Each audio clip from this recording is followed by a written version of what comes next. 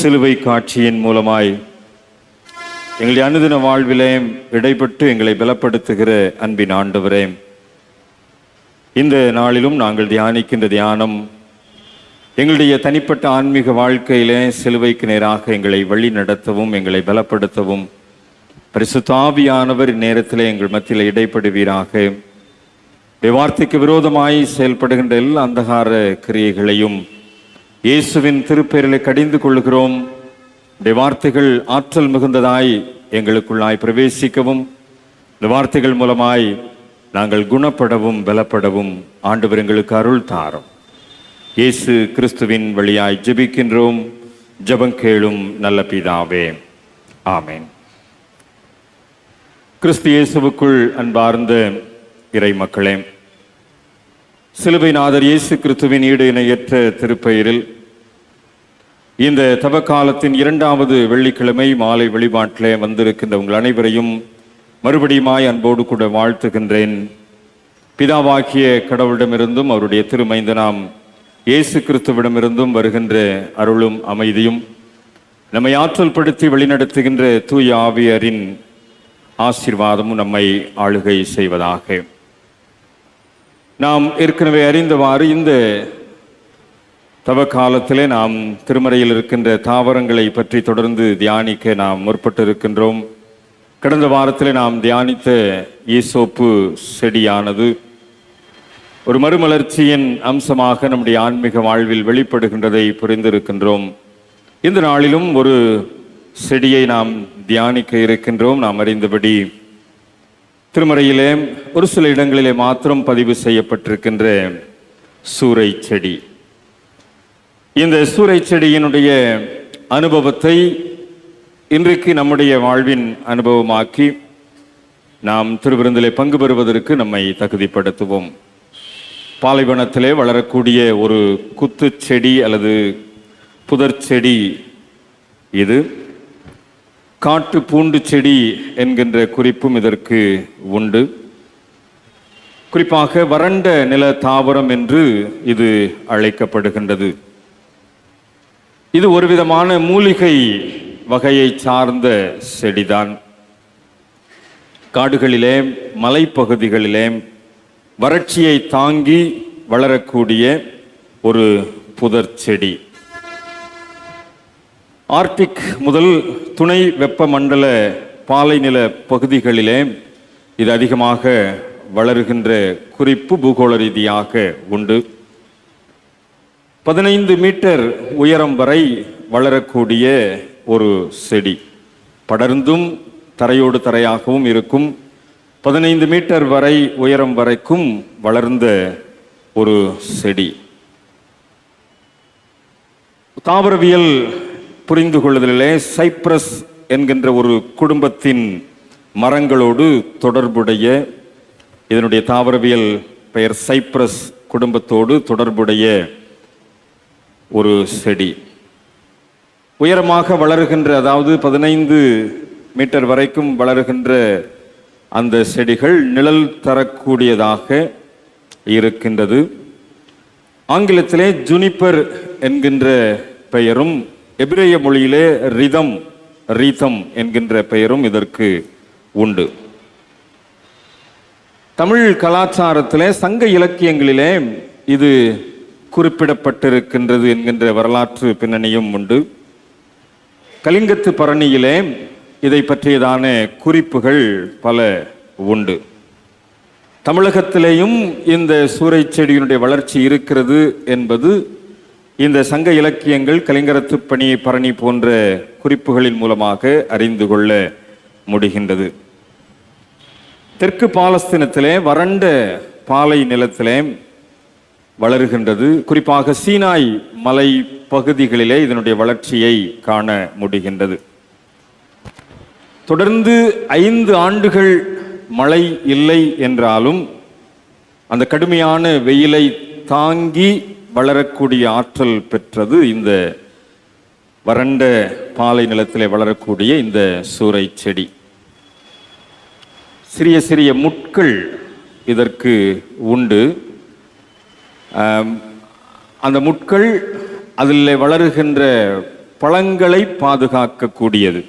பழத்தை எளிதாக ப்ளக் பண்ணிட முடியாது, ஏன்னா முட்கள் அதில் இருக்கும்.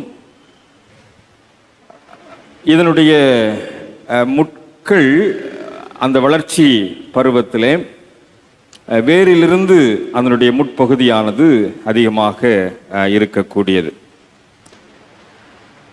20ஆம் சங்கீதம் 4ஆம் வசனத்திலே இதை பற்றியதான குறிப்பை, அது 120ஆம் சங்கீதம் 4ஆம் வசனத்திலே இதை பற்றியதான குறிப்பை பார்க்கலாம். அதே போல யோபுவின் புஸ்தகம் 30ஆம் அதிகாரம் 4ஆம் வசனத்திலேயும் இதை பற்றியதான குறிப்பை பார்க்கலாம். இந்த குறிப்புகளின் அடிப்படையில் இதனுடைய வேர்கள், இதனுடைய முட்பகுதிகள் நெருப்பு மூட்டும் கரியை தரக்கூடியது, அதாவது கரி தரக்கூடிய நெருப்பு மூட்டுகின்ற பகுதிகளாக இது உண்டு என்று சொல்லப்படுகின்றது. ஏற்கனவே இதை ஒரு மூலிகை செடி என்று நாம் சொன்னோம். அந்த அடிப்படையிலே மருத்துவ குணாதிசயம் இதற்கு உண்டு. நுரையீரலே காணப்படுகின்ற சளியை நீக்கக்கூடிய ஒரு தன்மை வாய்ந்தது, கடுமையான வயிற்று வலியை போக்கக்கூடியது. ஆகவே குடல் புண்களுக்கு இது ஒரு நல்ல மருந்து, மலச்சிக்கலை நீக்கக்கூடியது.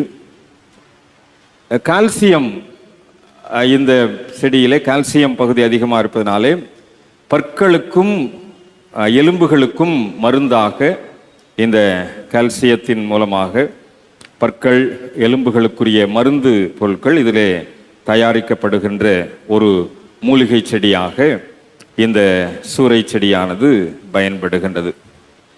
அதிக வெப்பத்தை தாங்கக்கூடிய, அதே நேரத்தில் வெப்பத்தின் மூலமாய் கரிப்பொருளை தரக்கூடிய ஒரு செடியாக இது சொல்லப்படுகின்றது. முதலேயே ஒரு சில வசனங்களை சொன்னதை போல திருமறையிலே சூரை செடியை குறித்து பார்க்கின்ற போது 120ஆம் சங்கீதம் 4ஆம் வசனமும் யோபு 30ஆம் அதிகாரம் 4ஆம் வசனமும் சூரை செடிகளை எரிக்கும் தழல் என்கின்ற வார்த்தை பயன்படுத்தப்பட்டிருக்கும். கரி நெருப்பிற்காக பயன்படுத்தப்படக்கூடியதாக இது சொல்லப்படுகின்றது. அதே போல யோபு 30ஆம் அதிகாரத்திலே காட்டு பூண்டுகள் ஒரு உணவு வகைக்காக, எனது மூலிகை என்பதனாலே அநேக வைத்தியத்திற்கு பயன்படுவது ஒரு உணவுப் பொருளாக இது பயன்படுத்தப்படுகின்றது என்பதும் குறிப்புகள் உண்டு. இன்னொரு இடத்துல இதை பற்றியதான குறிப்பு உண்டு. எரேமியா 48ஆம் அதிகாரம் 6ஆம் வசனத்தில் இதை பற்றியதான ஒரு குறிப்பு உண்டு. ஆனால் அந்த இடத்துல கரளையாய் போன செடிகள் என்கின்ற ஒரு வார்த்தை பயன்படுத்தப்பட்டிருக்கிறது. எரேமியா 48:6 கரளையாய் போன செடிகள், அது ஒருவேளை இந்த சுரை செடியாக இருக்கலாம். ஆனால் ஒரு சில மொழிபெயர்ப்புகளிலே இதனுடைய வித்தியாசம் உண்டு. பொது மொழிபெயர்ப்பில் நீங்கள் பார்ப்பீர்கள், காட்டுக்கழுதை என்ற வார்த்தை அதற்கு பயன்படுத்தப்பட்டிருக்கும். நீங்கள் நேரடியாக ஆங்கில வேதாகமத்திற்குள்ளாய் பார்க்கின்ற போது ஒரு சில மொழிபெயர்ப்புகளிலே புஷ் என்கின்ற வார்த்தையும் ஒரு சில மொழிபெயர்ப்பில் ஆஷ் என்கின்ற வார்த்தையும் பயன்படுத்தப்பட்டிருக்கிறது. ஒருவேளை இது கரளையாய் போன செடிகள் என்பது காட்டுக்கழுதையை குறிப்பிடுகின்ற வகையிலே இது ஒருவேளை பயன்படுத்தப்பட்டிருக்கலாம் என்கின்ற குறிப்புகளும் எரேமியா 48:6 மூலமாக உண்டு. இதனுடைய அழுத்தமான சிந்தனைகள் 2 திருமறை பகுதிகளிலே நமக்கு அடையாளப்படுத்தப்படுகின்றது. 2 திருமறை பகுதிகள் தான் இந்த சூரை செடியை பற்றியதான அழுத்தங்களை நாம் திருமறை பின்புலத்தோடு கூட நாம் புரிந்து கொள்ள முடிகின்றது. முதலாவது பகுதி ஆதியாகமம் 21ஆம் அதிகாரத்திலே சொல்லப்பட்டிருக்கிறது. 21ஆம் அதிகாரம் 15ஆம் வசனத்தை பார்ப்பீர் என்று சொன்னால், துருத்தியிலிருந்த தண்ணீர் செலவழிந்த பின்பு அவள் பிள்ளையை ஒரு செடியின் கீழே விட்டு என்கின்ற வார்த்தை சொல்லப்பட்டிருக்கிறது. இந்த சம்பவம் நமக்கு நன்கு தெரியும். ஈசாக்கு பிறந்த பிற்பாடு சாராள் ஆகாரின் மீது கோபம் எழுந்தவளாய் ஈசாக்கிற்கும் இஸ்மவேலுக்கும் இடைப்பட்ட அந்த பனிப்போரிலே ஆபிரகாமிடத்திலே முறையிடுவதன் அடிப்படையில் ஆபிரகாம் ஆகாரை வெளியேற்றுகின்றார். ஒரு துரத்தப்பட்ட சூழ்நிலையிலே அங்கே தன்னுடைய பயணத்தை தொடருகின்றாள். இந்த பயணம் பெயர்சபாவின் வனாந்திரத்திலே அமைந்திருக்கிறது என்கின்ற குறிப்பை நாம் பார்க்க முடியும். எபிரோனுக்கு 28 மைல் தொலைவு தென்மேற்கிலே நோகேப் பாலைவனத்தின் மைய பகுதி தான் இந்த பெயர்சபா பகுதி. பூகோள ரீதியாக இந்த பெயர்சபாவின் பகுதியிலே சூறை செடிகள் அதிகமாக ஆங்காங்கே வளர்ந்திருக்கும் என்கின்ற குறிப்பை நாம் பார்க்க முடிகின்றது. அந்த அடிப்படையில் தான் இங்கே சொல்லப்பட்டிருக்கின்ற செடி, ஒரு செடியின் கீழே இஸ்மவேல் விடப்படுகின்றார். அந்த செடியானது சூறை செடி என்கின்ற புரிந்து கொள்ளுதல், இந்த பூகோள ரீதியான புரிந்து கொள்ளுதலின் அடிப்படையிலே நாம் இந்த செடியை சூறை செடியின் சூழலாக நாம் எடுத்துக்கொள்ள முடிகின்றது. ஆக இந்த ஆகாருடைய பயணம் ஆபிரகாமை விட்டு துரத்தப்பட்ட சூழ்நிலையிலே இந்த பள்ளத்தாக்கை, அதாவது இந்த வனாந்திரத்தின் சூழ்நிலையிலே, பெயர்சபாவின் வனாந்திரத்திலே அவள் அங்கே அலைந்து திரிந்து மேற்கொள்ளுகின்ற சூழ்நிலையிலே அவளுக்கு தஞ்சம் கொடுத்தது இந்த சூறை செடி. எப்பொழுது அந்த தஞ்சம் கொடுக்கப்படுகின்றது என்றால், துருத்தியிலிருந்த தண்ணீர் செலவழிந்த பின்பு. ஆபிரகாம் அனுப்புகின்ற போது ஆபிரகாம் ஒரு பெரிய ஐஸ்வர்யவான், பெரிய செல்வந்தன். ஆனால் ஆகாரை அனுப்பிவிடுகின்ற போது என்ன செய்கின்றான்? ஒரு துருத்தியிலே தண்ணீரை மாத்திரம் கொடுத்து அனுப்புகின்றார். துருத்தி என்பது ஆட்டுத்தோலிலே செய்யப்பட்ட ஒரு குப்பி, ஒரு கண்டெய்னர் அல்லது ஒரு வாட்டர் பாட்டில், அவ்வளவுதான். ஆக இந்த வாட்டர் பாட்டில் அல்லது துருத்தி என்கின்ற அடிப்படையிலே அங்கே தண்ணீர் செலவழிந்த பிற்பாடு அவளுக்கு தஞ்சம் கொடுப்பது அந்த சூறை செடி. இந்த சூறை செடிக்கு கீழே தன்னுடைய மகனை விட்டு அங்கே கதறுகின்ற ஆகாருடைய சூழ்நிலையை நாம் பார்க்கிறோம். பிள்ளை சாகிறதை நான் பார்க்க மாட்டேன் என்று எதிராக அம்பு பாயும் தூரத்திலே போய் உட்கார்ந்து சத்தமிட்டு அழுகின்றாள். ஆக இந்த சூறை செடியின் அனுபவம், பிள்ளையை செடிக்கு கீழே விட்டுவிட்டு இந்த ஆகாருடைய அழுகை, இஸ்மவேலுடைய மரணத்தை நான் பார்க்கவில்லை என்று சொல்லி விட்டுவிட்டு வருகின்ற ஒரு நிலையை நாம் இந்த இடத்திலே பார்க்கின்றோம். ஆனால் நீங்கள் தொடர்ந்து வருகின்ற வசனத்தை பார்ப்பேன் என்று சொன்னால், அது 17ஆம் வசனத்திலே தேவன் பிள்ளையின் சத்தத்தை கேட்டார். அழுகிறது யாரு? ஆகார். ஆனா ஆண்டவருடைய குரலுக்கு கேட்டது எது? இஸ்மவேலுடைய சத்தம். ஆக சூறை செடிக்கு கீழே ஒரு அழுகை சத்தம். ஆகாருடைய அழுகையையும் தாண்டி, அம்பு எரிகின்ற தூரத்திலே இருக்கின்ற ஆகாருடைய அழுகையும் தாண்டி, இந்த சூறை செடிக்கு கீழே இருந்த இஸ்மவேலுடைய சத்தம் தான் ஆண்டவருடைய செவிகளிலே எட்டுகின்றது. தேவன் பிள்ளையின் சத்தத்தை கேட்டார். ஆக பிள்ளையின் சத்தத்தை, இஸ்மவேலின் சத்தத்தை, அந்த சூறை செடிக்கு கீழே இருந்து எழுகின்ற அந்த அழுகையின் குரலை ஆண்டவர் கேட்கின்றார். தேவதூதனை ஆண்டவர் அங்கே அனுப்புகின்றார். வானத்திலிருந்து தேவதூதன் ஆகாரை கூப்பிடுகின்றான். ஏனென்றால் சூறை செடியின் அடியிலிருந்து எழுந்த அந்த அழுகை சத்தம் அங்கே ஆகாருடைய வாழ்வுக்கு ஒரு எதிர்காலத்தை கொடுக்கக்கூடியதாக இருக்கின்றது. பிள்ளை இருக்கும் இடத்திலே இருந்து எழுந்த அந்த சத்தத்தை, சூறை செடியின் கீழிருந்து எழுந்த சத்தத்தை ஆண்டவர் கவனிக்கின்றார். ஒரு வார்த்தை ஆகாருக்கு சொல்லப்படுகின்றது, பயப்படாதே. பிள்ளை இருக்கும் இடத்திலே தேவன் அவன் சத்தத்தை கேட்டார். ஆக அந்த சூறை செடிக்கு கீழே இருந்து எழும்பின சத்தத்தை ஆண்டவர் கேட்டுவிட்டார். ஆகாரே பயப்படாதே. கிறிஸ்துவில் அன்பார்ந்தவர்களே, இந்த தவ காலத்திலே நாம் ஜெபத்திலே அதிகமாய் கவனம் செலுத்துகின்றோம், உண்மைதான். நம்முடைய ஜெபம் ஒரு கண்ணீர் நிறைந்த ஜெபமாக இருக்க வேண்டும் என்பதை நான் இந்த இடத்திலே உங்களுக்கு அடிக்கோடிட்டு சொல்ல விரும்புகின்றேன். ஒரு ஊழியக்காரர் எனக்கு கற்றுக் கொடுத்தார், ஒரு நல்ல முதிர்ந்த ஊழியக்காரர் எனக்கு கற்றுக் கொடுத்தார். ஒருவேளை உங்களுடைய பாடுகளின் மத்தியிலே, வேதனைகள் மத்தியிலே நீங்க ஜெபிக்கும் போது, முழங்கால் படியிட்டு நீங்க ஜெபிக்கும் போது, உங்களுடைய கண்களிலிருந்து ஒரு சொட்டு கண்ணீர் என்ன செய்யணும்? விழணும். உங்களுடைய கண்ணீரின் ஜெபத்திற்கு என்ன அந்த பதில் எப்படி வருது? பிள்ளையின் சத்தத்தை ஆண்டவர் கேட்கிறாக.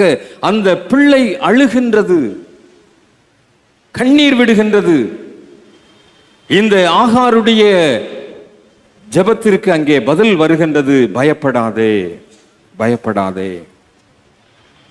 ஒருவேளை இந்த தவ காலத்திலே நாம் விடுகின்ற கண்ணீரின் ஜெபத்திற்கு ஆண்டவர் பதில் தருகின்றார் என்பதை மறந்து போக வேண்டாம்.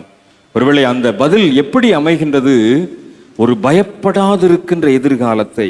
ஒருவேளை நீங்க அந்த இடத்துல பார்த்தீங்கன்னா, ஆகாருடைய வாழ்வு மறுக்கப்பட்ட ஒரு சூழ்நிலை. ஏன்னா இனிமே ஆபிரகாமோட சாராளோட அந்த குடும்பத்துக்குள்ள என்ன செய்ய முடியாது?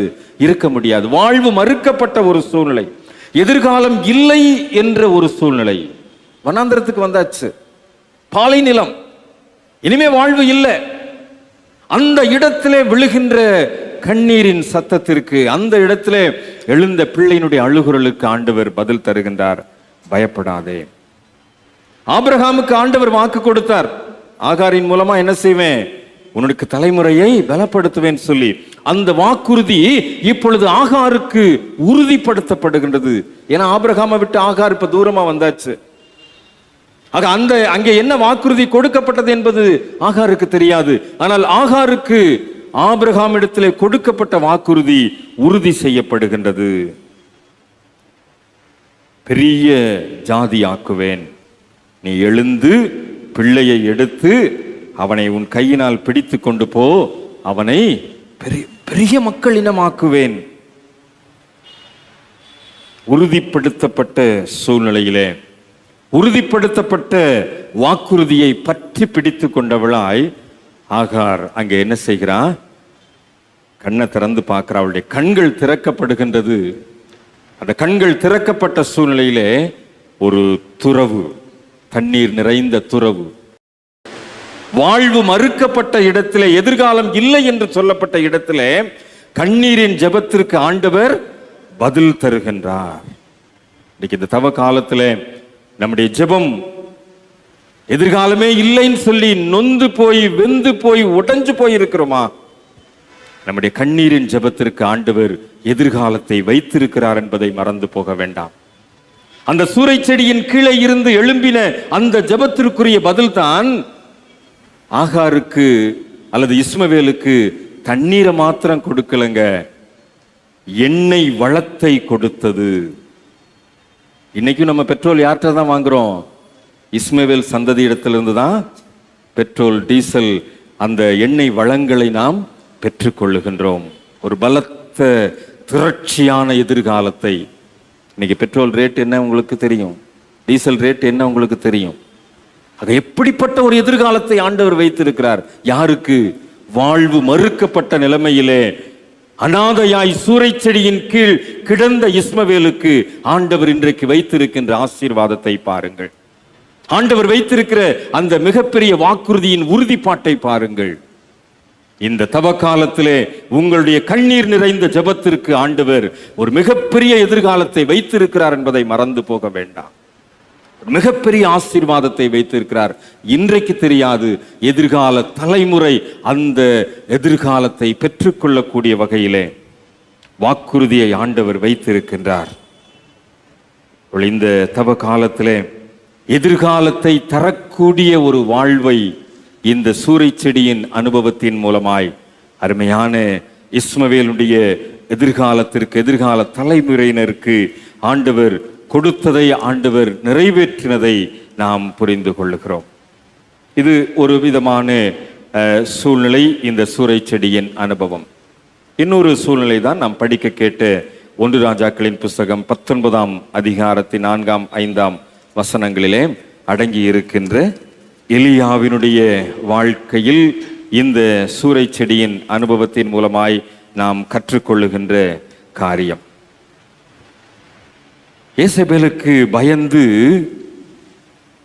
ஓடின ஒரு தீர்க்கதரிசி தான் இந்த எலியா. வனாந்தரத்திலே ஒரு நாள் பயணம்.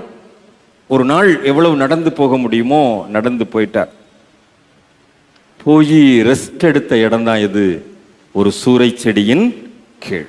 அந்த பகுதியை மிகவும் தெளிவாக நாம் பெறணும். 19ஆம் அதிகாரம் 1 ராஜாக்கள் 19:4 பார்க்கிறோம்.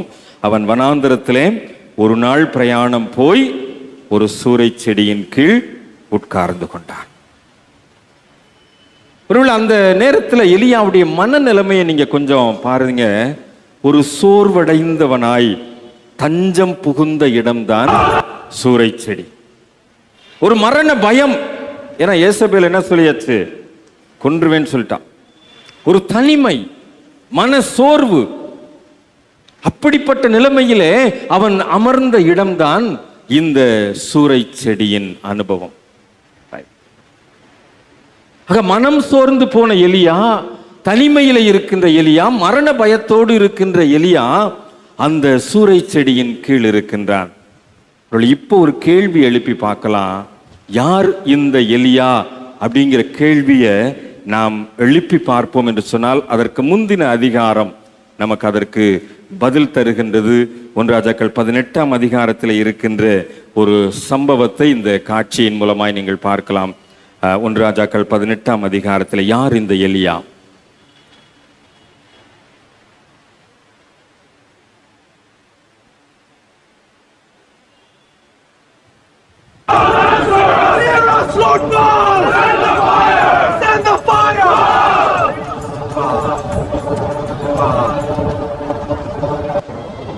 Shout louder! Perhaps he is asleep or busy or traveling. Maybe he must be awakened. Answer us, Baal! Answer us, Baal! Hear us! Hear us, Lord God! Send the fire!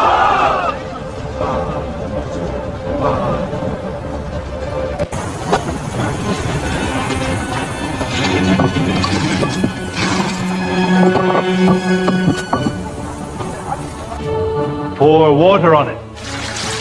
Do it again. Do it a third time. The Lord God of Abraham, Isaac, and Israel, let it be known today that you are God in Israel. Answer me, O Lord, so these people will know that you are God.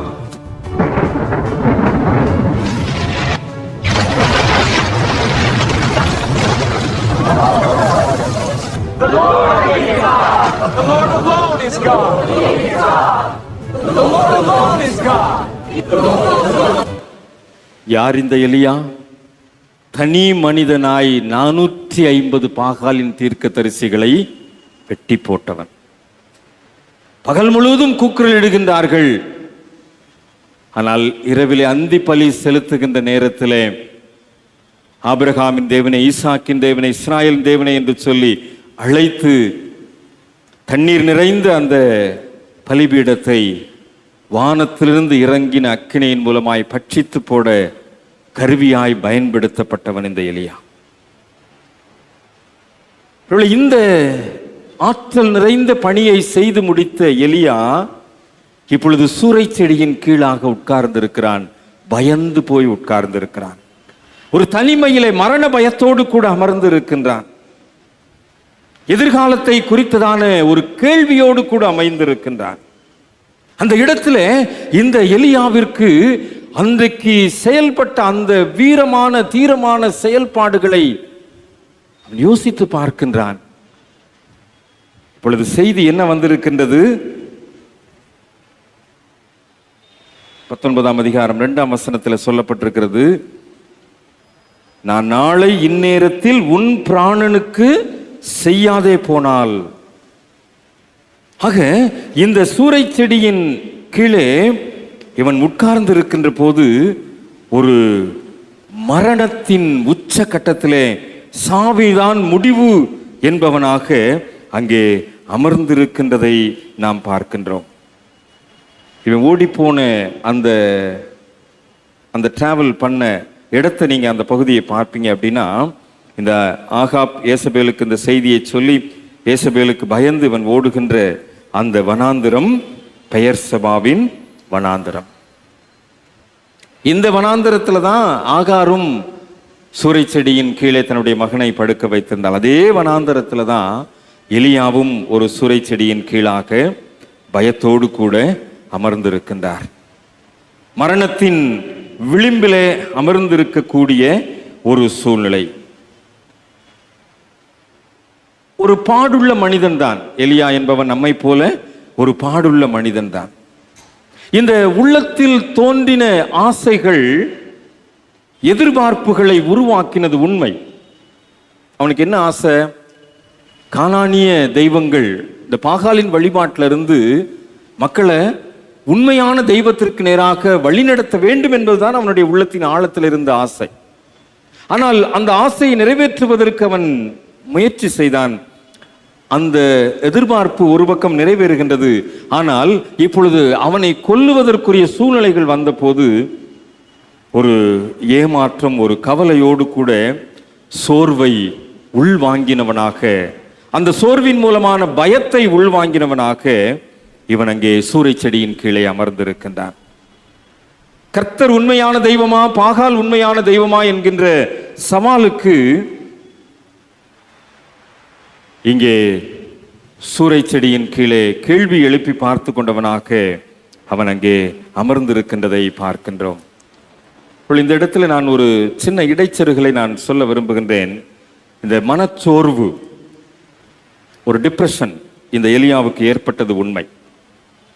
அதாவது ஒரு தாழ்வான நிலைமைக்கு கீழ் நோக்கி தள்ளப்படுவதுதான் மனச்சோர்வு, depression என்பது. உதாரணமாக சொல்லணும் அப்படின்னா, ஒரு ரப்பர் ஃபோம் இருக்குன்னு வச்சுக்கிடுவோம். ஒரு தலையணை ரப்பர் ஃபோமில் செய்யப்பட்டது. அந்த தலையணைக்கு நீங்கள் ஒரு அழுத்தம் கொடுத்தீங்க அப்படின்னா, நீங்கள் அழுத்துற வரைக்கும் அது அமுங்கி இருக்கும். மறுபடியும் அந்த அழுத்தத்தை நீங்கள் எடுத்துட்டீங்க அப்படின்னா அது என்ன செய்யும்? இயல்பு நிலைமைக்கு திரும்பிடும். கையிலிருந்து கொடுக்குற அழுத்தம். ஒரு இரும்பு துண்டு, ஒரு நல்ல வெயிட்டான ஒரு இரும்பு துண்டை அந்த ஃபோம் மேலே நீங்கள் வச்சிங்க அப்படின்னா, ஒரு குறிப்பிட்ட மணி நேரத்திற்கு, குறிப்பிட்ட நேரம் வரைக்கும் அந்த அழுத்தம் எப்படி அழுத்துகின்றதோ அது வரைக்கும் அது அந்த ஃபோம் வந்து அமுங்கி இருக்கும். அப்புறம் அந்த இரும்பை நீங்கள் எடுத்துட்டீங்க அப்படின்னா அது இயல்பு நிலைமைக்கு திரும்பிடும். ஆனால் அதே நேரத்தில் ஒரு மாத கணக்காக 2 மாதம் 3 மாதம் அல்லது 5 மாதம் சொல்லி அந்த இரும்பு அப்படியே நீங்கள் வச்சிட்டீங்க அப்படின்னா அந்த ஃபோம் என்ன ஆயிரும்? அந்த அழுத்தத்தில் இயல்பு நிலைமை மாறிவிடும். நீங்கள் அதை மறுபடியும் நீங்கள் எடுக்கும்போது அது என்ன ஆகாது? மூல வடிவத்தை பெற்றுக்கொள்ளாது. ஒரு குறிப்பிட்ட அழுத்தம் வரைக்கும் தான் திரும்புகின்ற போது மூல வடிவத்தை பெறும். ஆனால் ஒரு குறிப்பிட்ட அழுத்தத்திற்கு மேலாக அல்லது காலம் செல்லுகின்ற போது அந்த மூல வடிவம் கிடைக்காது. நம்முடைய இருதயமும் அப்படிப்பட்டது தான். ஒரு குறிப்பிட்ட அழுத்தம் வரைக்கும் தாங்கும், அதுக்கு மேல என்ன செய்யாது? அந்த மூல வடிவத்திற்கு. இதுதான் டிப்ரெஷன் என்று சொல்லப்படுகின்ற மனச்சோர்வின் சூழ்நிலை. இந்த மனச்சோர்வு எலியாவுக்கு அன்றைக்கு ஏற்பட்டது அப்பட்டமான உண்மை. ஒரு துணிவிழந்த நிலைமையிலிருந்து நம்பிக்கையற்று மனமுறிவு ஏற்படுகின்ற ஒரு உணர்வு தான் இந்த மனச்சோர்வு. இந்த டிப்ரெஷன் ஏற்படுகின்றது 4 விதமான மனச்சோர்வை குறித்து உளவியல் ரீதியாகவும் மருத்துவ ரீதியாகவும் குறிப்பிடுகின்றார்கள். இயல்பான மனச்சோர்வு, மறைவான மனச்சோர்வு, நரம்பு கோளாறுகளின் மூலமாய் ஏற்படுகின்ற மனச்சோர்வு, மனநோய் சார்ந்த மனச்சோர்வு. அறிஞர்கள் குறிப்பிடுவது இந்த 4வது வகைதான் எலியாவுக்கு ஏற்பட்டதாக குறிப்பிடுகின்றார்கள். அதாவது மனநோய் சார்ந்த மனச்சோர்வு, மேஜர் டிப்ரெசிவ் டிஸ்ஆர்டர், MDD என்று சொல்லுவார்கள். Major depressive disorder. அப்படிப்பட்ட ஒரு மனச்சோர்வு, அப்படிப்பட்ட ஒரு டிப்ரெஷன் தான் இந்த எலியாவுக்கு ஏற்பட்டதாக சொல்லப்படுகின்றது. மிகவும் மோசமான ஒரு மனச்சோர்வின் நிலைமை எலியாவுக்கு ஏற்பட்டிருக்கின்றது. அந்த நிலைமையில தான் இந்த மனச்சோர்வு கூட தான் எங்க உட்கார்ந்துருக்கிறான்? சூறை செடியின் கீழே உட்கார்ந்துருக்கிறான். மரண பயம். நான் செஞ்சது கரெக்டாக தானே செஞ்சேன், ஆக எனக்கு ஏன் இந்த ஒரு எதிர்கால வாழ்வு பறிக்கப்படுகின்ற ஒரு சூழ்நிலை என்று சொல்லி அந்த 19ஆம் அதிகாரம் 2ஆம் வசனத்தில் சொல்லப்பட்டிருக்கிறதின்படி ஒரு கொலை மிரட்டல் எலியாவுக்கு விடப்பட்டதாகத்தான் அங்கே நாம் புரிந்து கொள்கின்றோம். அதாவது எசபேல் சொல்லி அனுப்புறாங்க, நான் இதே நேரத்தில், நாளைக்கு இதே நேரத்தில் உன் பிராணனுக்கு செய்யாமல் போனால் தேவர்கள் அதற்கு சரியாகவும் அதற்கு அதிகமாகவும் எனக்கு செய்யக்கூடவர்கள். அந்த வார்த்தையை கேட்டுட்டு தான் பயந்து போய் ஓடுறான். ஒரு நாள் பிரயாணம் பண்ணி வனாந்தரத்தில் போய் சூரை செடியின் கீழே உட்காருகின்றான். ஒரு மரணத்துக்கு ஏதுவான துக்கம் அவனை ஆட்கொள்ளுகின்றது. ஒரு மரணத்தை நோக்கிய ஒரு சூழ்நிலை அவனை ஆட்கொண்டிருக்கின்றதை நாம் இந்த இடத்துல புரிந்து கொள்ள முடிகின்றது. அப்பதான் அந்த துக்கமான அந்த துக்கம் தொண்டை அடைக்குதுன்னு சொல்ல முடியாது. அந்த நேரத்தில் தான் ஆண்டவர் என்ன செய்கின்றார், ஒரு தேவ தூதனை அங்கே அனுப்புகின்றார். இவன் இப்படி மரணக்கேதுவான துக்கத்தோடு கூட அவன் அங்கே இருக்கின்ற போது இந்த சூரை செடியின் கீழே படுத்துக்கொண்டு நித்திரை பண்ணி கொண்டிருக்கிறான். 5ஆம் வசனத்தில் பார்க்கிறோம், அப்பொழுது ஒரு தூதன் அவனை தட்டி எழுப்பி, எழுந்திரு, போஜனம் பண்ணு. அவன் விழித்து பார்க்கிறான். ஒரு தழலிலே சுடப்பட்ட அடை இருக்கிறது, ஒரு பாத்திரத்தில் தண்ணி இருக்கிறது. அதை அவன் என்ன செய்கிறான், சாப்பிட்டு தண்ணியை குடிச்சிட்டு மறுபடியும் படுத்து கொண்டான். கர்த்தர் மறுபடியும் திரும்ப 2ஆம் தரம் வந்து அவனை தட்டி எழுப்புகின்றான், எழுந்திரு, போஜனம் பண்ணு.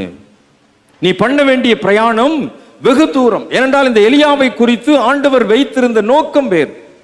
இவன் இங்கே படுத்து கிடக்கின்ற அல்லது மனச்சோர்வோடு கூட இருக்கின்ற நிலைமை வேறு. ஆகவே ஆண்டவர் அவனை தட்டி எழுப்புகின்றார். எழுப்பி நீ பண்ண வேண்டிய பிரயாணம் வெகு தூரம் என்று சொல்லுகின்றான். அப்பொழுது அவன் மறுபடியும் எழுந்திருக்கின்றான். புசித்து குடித்து அந்த போஜனத்தின் பலத்தினால் இப்போது என்ன செய்கின்றான், 40 நாள் இரவு பகல் ஒரே பெண்ணும் தேவனுடைய பாதை மட்டும் கடந்து போகின்றான். ஆண்டவர் இந்த மரணத்துக்கு ஏதுவான துக்கம் கொண்டிருக்கின்ற சூழ்நிலையிலே தேவதூதனை அனுப்பி பலப்படுத்துகின்றதை பார்க்கின்றோம். இந்த தேவதூதன் மூலமாக எலியாவுக்கு ஒரு எதிர்காலம் உண்டு என்பதை ஆண்டவர் உறுதிப்படுத்துகின்றதை பார்க்கின்றோம். நீ போக வேண்டிய தூரம் வெகு தூரம், எழுந்திரு, போஜனம் பண்ணு என்று சொல்லி அவனுக்கு ஒரு எதிர்கால ஆசீர்வாதத்தை கட்டளையிடுகின்றதை பார்க்கின்றோம். ஆக தேவதூதன் வந்து அவனை தேற்றுகின்றான், அவனை ஆற்றுகின்றான், அவனை பலப்படுத்துகின்றதை நாம் பார்க்கின்றோம். அன்பானவர்களே, இந்த மனச்சோர்வு எலியாவுக்கு ஏற்பட்டது மாத்திரமல்ல, இன்றைக்கு பல நேரத்திலே இந்த டிப்ரெஷன் நம்முடைய வாழ்க்கையிலே ஒரு அங்கமாக இருக்கின்றதை நாம் மறக்க முடியாது. நாம் வேலை செய்கின்ற ஸ்தலங்களிலே, நாம் வாழ்கின்ற குடும்ப சூழ்நிலையிலே ஏதோ ஒரு விதத்திலே இந்த மனச்சோர்வு நம்மை ஆளுகை செய்கின்றது என்பதை நாம் அனுதின நம்முடைய வாழ்விலே நாம் அறிந்திருக்கின்றோம். இந்த தவ காலத்திலே இப்படி மனச்சோர்வு சார்ந்த விஷயத்திலே ஆண்டவருடைய சமூகத்திலே நம்மை நாம் அர்ப்பணிக்கின்ற போது ஆண்டவர் தம்முடைய தூதனை அனுப்ப முடியும் என்பதை மறந்து போக வேண்டாம். ஆகார் அந்த மனச்சோர்வோடு கூடத்தான் அந்த சூரை செடியின் கீழே படுத்திருந்த மகனுக்காக வேண்டுதல் செய்தார். அவருடைய கண்கள் திறக்கப்பட்டது, ஒரு எதிர்காலம் கிடைத்தது. மனச்சோர்வோடு கூட இந்த சூரை செடியின் கீழே எலியா படுத்துக் கொண்டிருக்கின்றான். தூதனை அனுப்பி அவனுக்கு வேண்டிய ஆகாரத்தை, குடிப்பதற்கு வேண்டிய தண்ணீரை ஆண்டவர் கொடுக்கின்றார், அவனை பலப்படுத்துகின்றார்.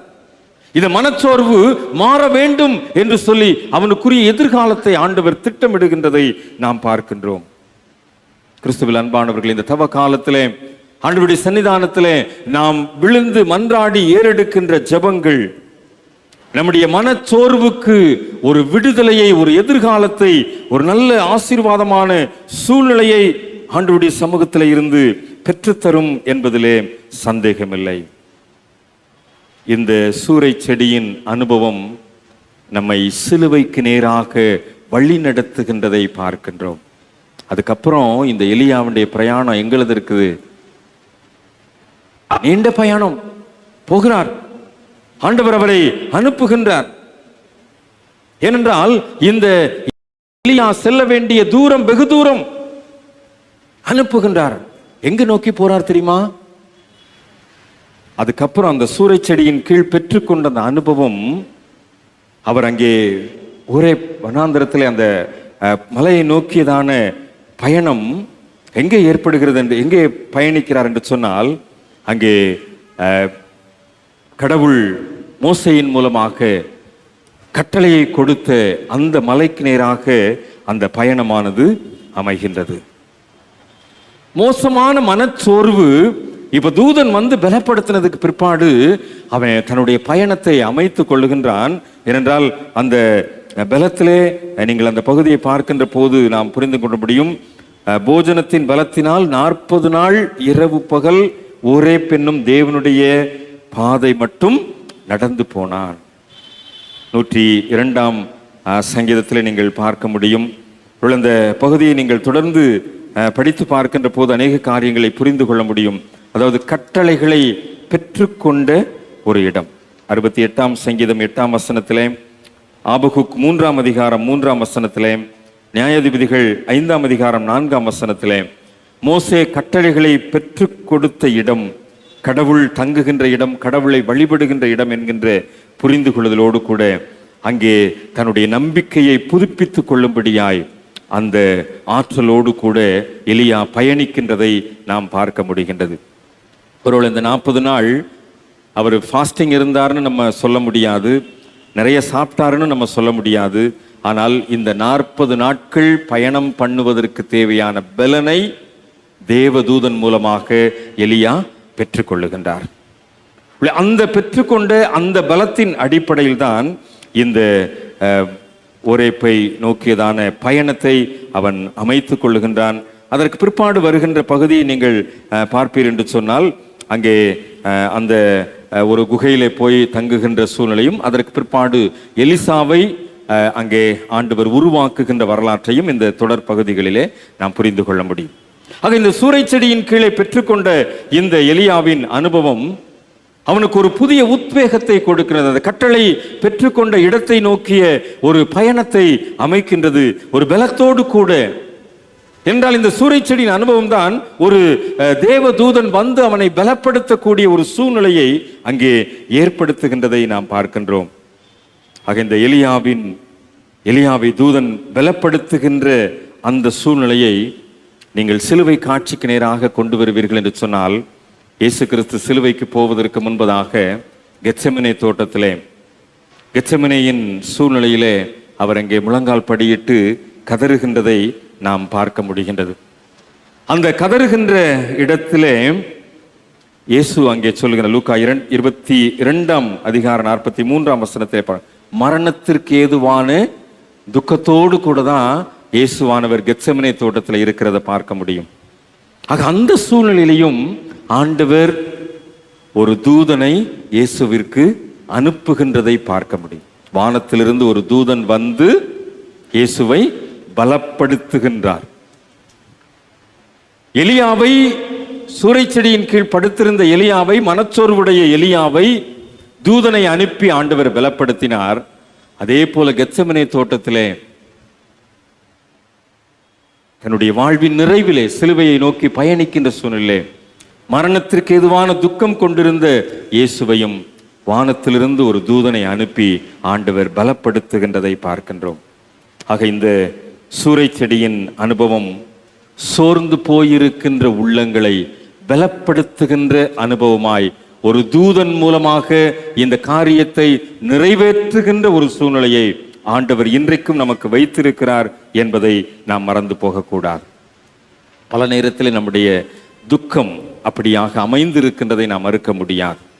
எலியாவுக்கு ஏற்பட்டதை போன்ற ஒரு துக்கம், இயேசுவுக்கு ஏற்பட்டதை போன்ற ஒரு துக்கம் இன்றைக்கும் நம்முடைய உள் மனதிலே பல நேரத்திலே காயங்களை ஏற்படுத்தி இருக்கதை நாம் மறுக்க முடியாது. ஒன்றை நாம் தெளிவாக புரிந்து கொள்வோம். இந்த தவ காலத்திலே நம்முடைய மன்றாட்டு ஒரு நாளும் வீணாய் போவதில்லை. சூறைச்செடியின் அனுபவங்கள் ஒரு நாளும் வீணாய் போவதில்லை. எலியாவிற்கு தூதனை அனுப்பி பலப்படுத்தின ஆண்டவர் இந்த தவ காலங்களிலே நமக்கும் தன்னுடைய தூதனை அனுப்பி நம்மை பலப்படுத்த வல்லமையுள்ளவராக இருக்கிறார் என்பதை மறந்து போக வேண்டாம். அநேக நேரத்திலே சோர்ந்து போகிறோம், அநேக நேரத்திலே மனம் உடைந்து போகின்றோம், மனம் வெதும்பி போகின்றோம்.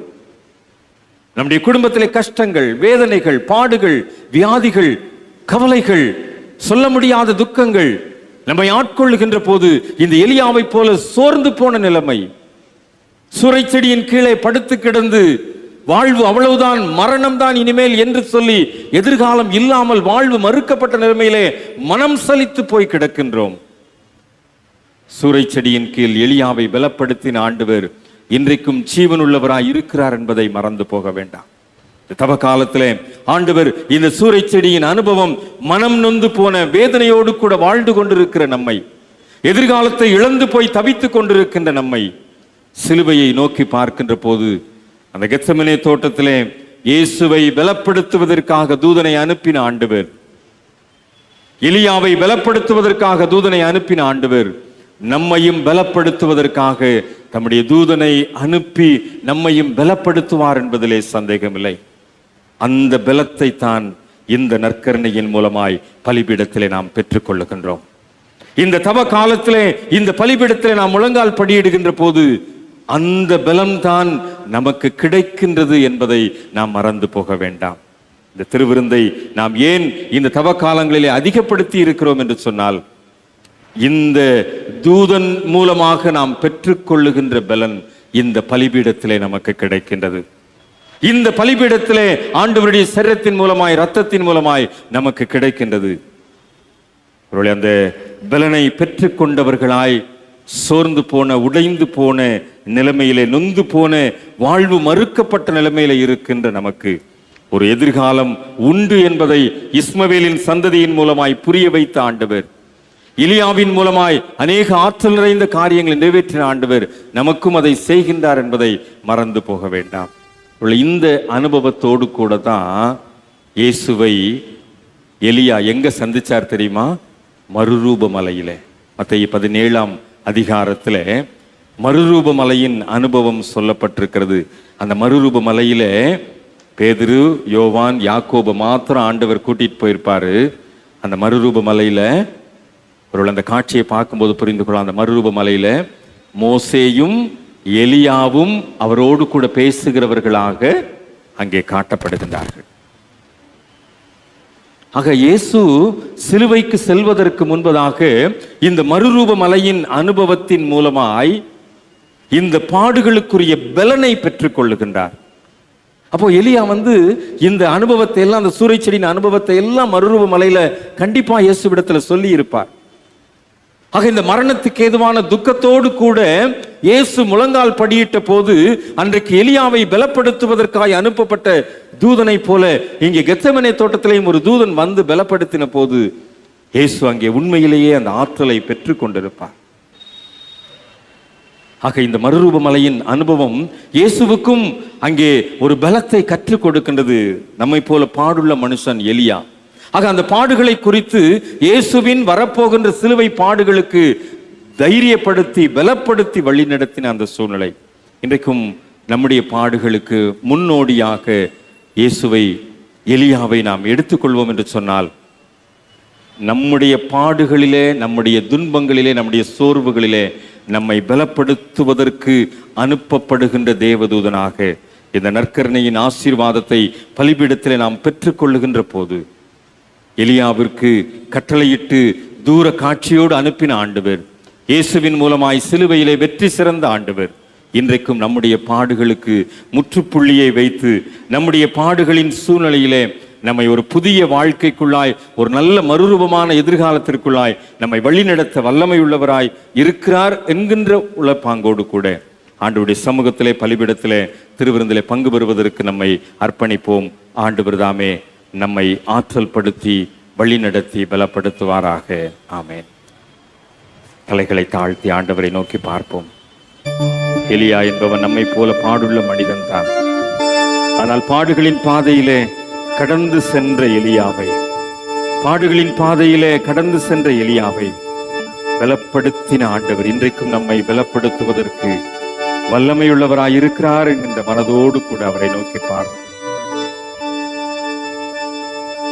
துன்பங்கள் தொல்லைகள் உன்னை சூழ்ந்து கொண்டாலும் துன்பங்கள் தொல்லைகள் உன்னை சூழ்ந்து கொண்டாலோ அன்பர் உன்னை தேற்றும் நேரம் ஆனந்தமல்லோ அன்பர் உன்னை தேற்றும் நேரம் ஆனந்தமல்லோ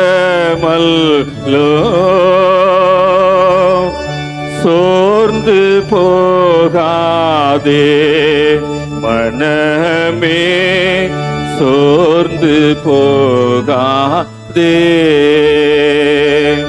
கண்டுனை அழைத்த தேவன் கைவிடுவாரோ கண்டுனை அழைத்த தேவன் கைவிடுவாரோ சோர்ந்து போகாதே மனமே சோர்ந்து போகாதே.